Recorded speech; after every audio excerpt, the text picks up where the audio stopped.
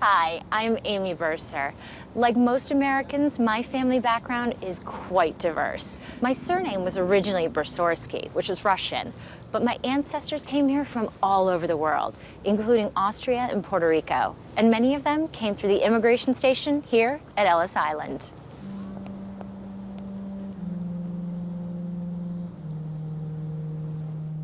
The island's first immigration point opened on New Year's Day, 1892, when a young Irish woman called Annie Moore became the first immigrant to be processed here. From 1892 to 1954, 12 million people passed through here, and today an estimated 40% of America's population can trace their ancestry to this tiny island in New York Harbor. 1907 was the busiest year, with over 1 million immigrants processed here. The largest number came from Italy, but there were many from Poland, Germany, Hungary, and Scandinavia too. As they sailed past the Statue of Liberty, many of them must have been filled with hope and joy. After all, they had just spent weeks, if not months, in cramped conditions aboard overcrowded ships. Finally, they had arrived. But for most of them, their ordeal wasn't quite over. The ships moored in Manhattan. The first and second class passengers could disembark here, along with any American citizens. But passengers in steerage, the poorest on the ship, all of whom were immigrants, were ferried over to this building for further inspection.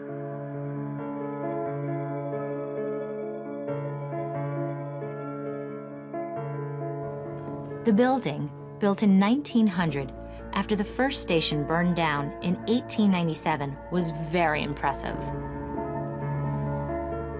It had a large dining hall and kitchen, dormitories with 600 beds, a hospital, and a roof garden with a play area for children.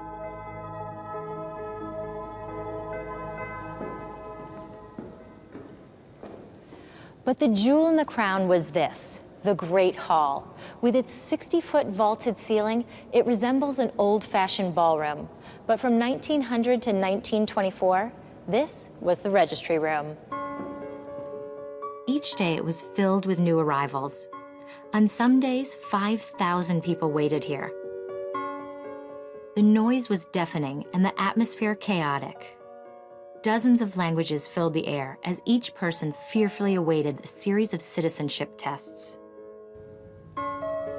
In fact, each person had undergone a 6-second medical exam before they had even entered the hall.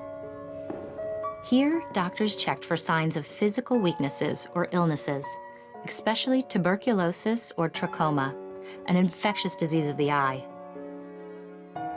If they failed, they were marked with a chalk letter and were sent to the hospital for a full examination. If they passed, they shuffled into the Great Hall and waited on benches like these.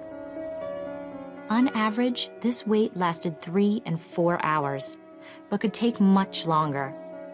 Those still here in the evening had to sleep in the dormitory and start the process again the next morning.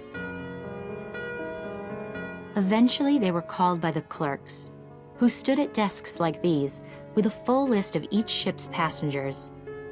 They found each person's name and then asked 28 further questions.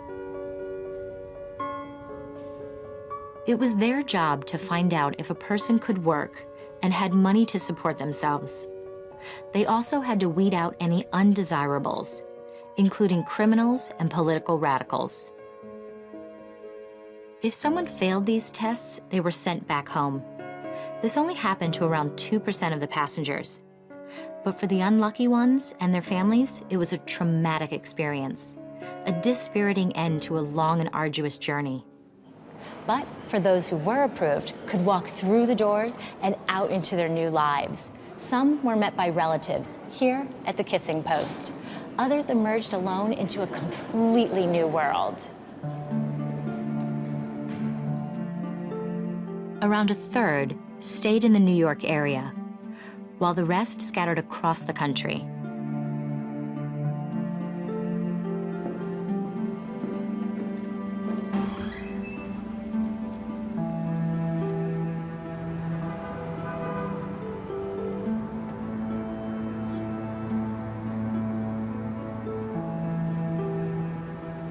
The Immigration Act of 1924 effectively ended the era of mass immigration.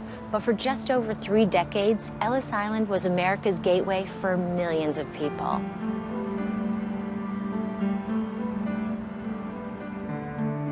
Some became authors, like science fiction writer Isaac Asimov, who came here from Russia.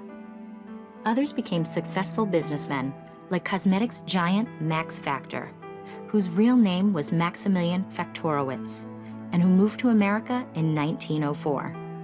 And some worked in film, like Elia Kazan, a Greek-American who directed classic films such as On the Waterfront and A Streetcar Named Desire.